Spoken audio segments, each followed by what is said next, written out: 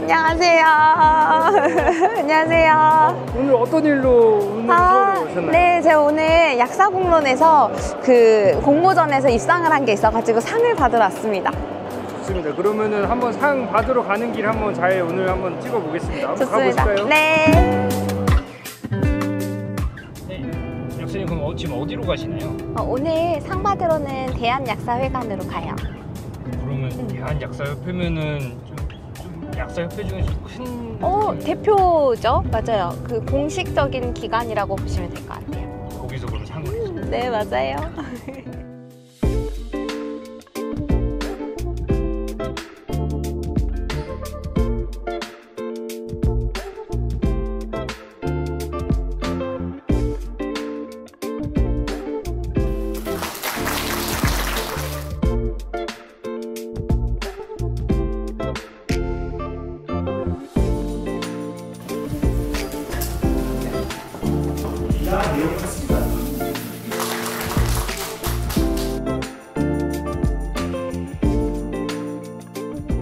좀 어떠신가요?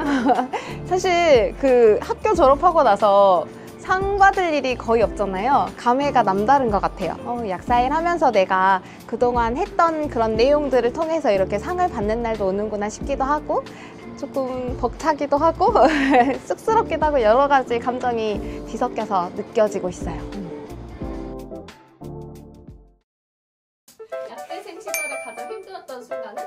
사실 제가 나는 약사가 꼭 돼야 되겠어 라고 생각하고 그 약대를 간 거는 아니었고요. 사실 솔직히 말하면 저희 엄마의 오랜 꿈이 막내딸을 약대를 보내놓고 안정적인 직업을 갖는 걸 보고 싶다라는 게 엄마의 소원이었기 때문에 어떻게 하다 보니까 그 약대에 딱 들어가게 되어 있더라고요. 근데 제가 생각했을 때 그 당시에 약대를 진학한다? 그러면 약사다? 그러면 동네 약국에서 일하는 약사님. 이게 딱 뭔가 약대를 들어가자마자 제 진로가 딱 정해져 있는 듯한 느낌이 들었습니다.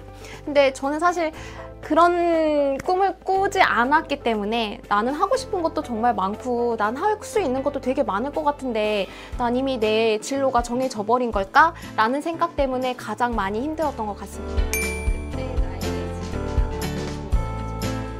그게 끝이 아니야. 너가 할 수 있는 게 정말 많아. 너는 오히려 약사가 되고 나서 그것 덕분에 더 할 수 있는 게 훨씬 더 많아질 거야 라는 거를 말해주고 싶어요. 만약 그 당시에 그걸 조금이라도 알았다면 더 열심히 공부도 하거나 아니면 이 학창시절을 이 대학교 생활을 좀 더 즐길 수 있었을 것 같아요. 그때 저는 제일 후회되는 거는 대학 시절 이 4년이라는 시절을 제대로 즐기지 못했다는 거. 그게 좀 많이 후회되고 그 젊은 시절이 그립기도 하고요. 약사 말고 다른 걸 하고 꿈꿨던 적도 있나요? 당연히요. 저는 거의 약사가 되고 나서 한 10년 넘게를 나는 내 길은 약사가 아니야를 늘 생각하며 다른 걸 항상 하려고 노력을 했던 것 같아요. 그래서 막 진짜 여러 가지 저 많이 했거든요. 뭐 제일 대표적인 게 진짜 하고 싶었던 건 약간 스피닝 강사?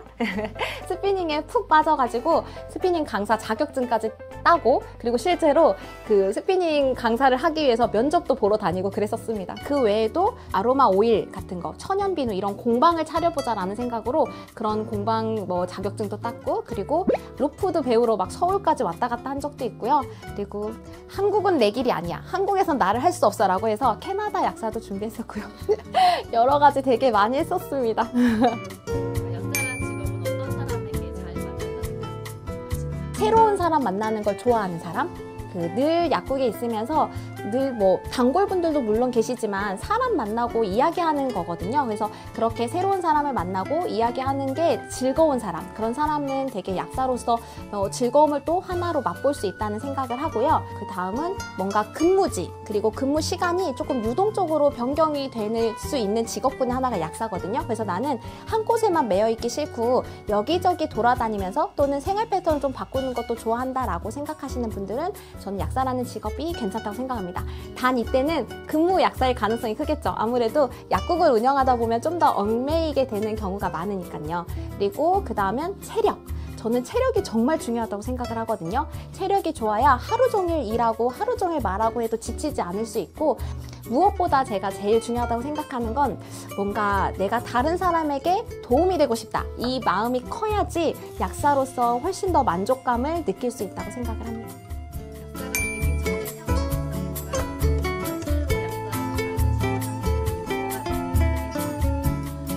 아까 앞에서 말씀드린 것처럼 저는 약사하면 딱 정해진 그 길이 딱 있다고 생각을 했습니다. 그래서 재미없게 살지 않을까? 저는 오히려 지금 그 상상했던 삶과 좀 다르게 그 외에 정말 하고 싶었던 것도 많이 하고 있고요. 아이를 육아를 하면서도 제가 꿈꾸는 다른 거에 또 도전할 수도 있고 이런 삶을 살고 있기 때문에 이전에 상상했던 것보다 훨씬 더 즐겁고 훨씬 더 재밌게 살고 있다고 생각을 합니다.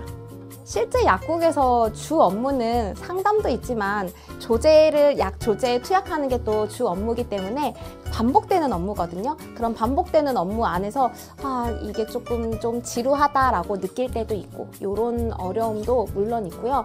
또 약국을 운영을 하다 보면 이 경제적인 걸 또 무시를 못하지 않습니까? 그래서 뭔가 보통 약국의 주 수입, 많은 대부분의 약국들이 병원에서 받아온 처방전을 가지고 조제 투약을 하면서 생기는 수입이 주로 되어 있을 텐데 보통 약국을 왜 병원 가까운 약국으로 가지 막 병원은 여기를 갔다가 약국은 나는 굳이 저 약국을 갈 거야 하면서 그 약국까지 가는 경우는 드물잖아요. 그렇기 때문에 내 약국에 오는 손님들이 나를 보고 온다는 느낌보다는 병원에 가까우니까 오는 경우도 많고 그러면 병원이 잘 안 되면 약국도 또 잘 안 되고 이런 게 없지 않아 있기 때문에 그 부분이 조금 아쉽고 어렵고 그래서 저는 뭐 연결이 되겠지만 약사로서 브랜딩도 굉장히 중요하다라는 생각도 또 한편으로는 들기도 하고요.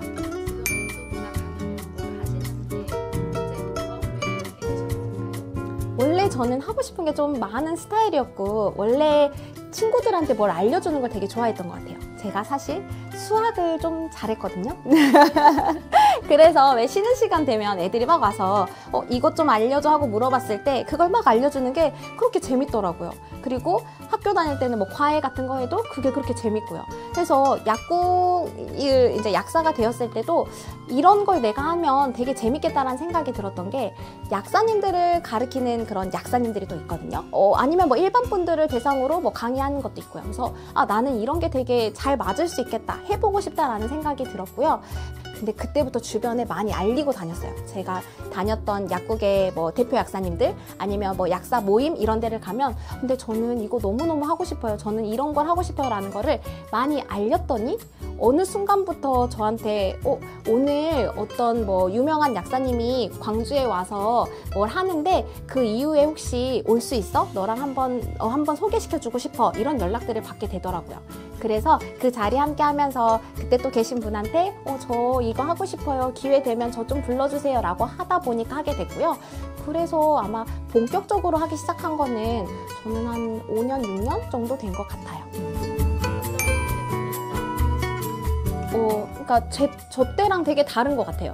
제가 학창시절 대학교 다닐 때는 약대에 가보면 대부분이 의대에 못 간 약간 점수 맞춰서 간 학생들이 좀 많아서 아니면 뭐 그게 아니더라도 뭔가 큰 꿈이 있다기보다는 그냥 수능 점수에 어느 정도 맞춰서 온 학생들이 많다 보니까 막 약사가 될 거야 라는 느낌보다는 그냥 이제 대학생이 됐다 와 놀자 하는 그런 느낌이 분위기가 많았거든요. 그러다가 이제 졸업할 때쯤 되면 너 뭐 할 거야? 너 어디 갈 거야? 이렇게 약간 했었는데 요새 저희 주변에 있는 아니면 신입으로 들어오는 약사님들이나 이렇게 이야기를 해보면 이미 들어올 때부터 약국을 운영하고 싶어 아니면 뭘 이렇게 할 거야 라는 그런 어느 정도 좀 정해진 생각을 가지고 오시는 분들이 많거든요.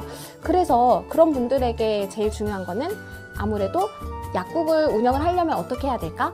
약국을 운영하려면 돈이 얼마나 들까? 또는 요새 약국 세상이 어떤가? 약국 시장이 어떤가? 이런 거를 많이 고민하고 관심을 갖더라고요. 너무너무 신기했어요, 그게.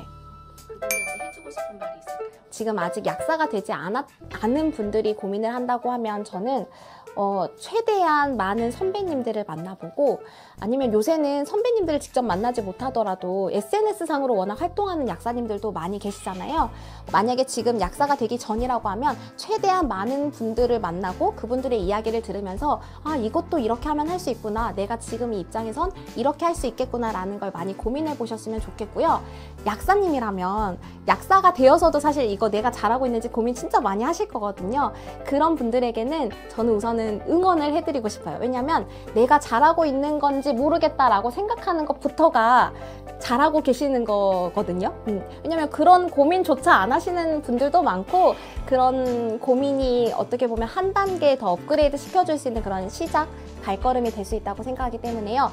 고민 많이 해보시고요. 사실 답은 딱 정해져 있지는 않지만 그 고민을 하는 과정에서 내가 좀 더 이 부분을 보완해야겠다라는 생각이 또 들 수 있기 때문에 응원합니다.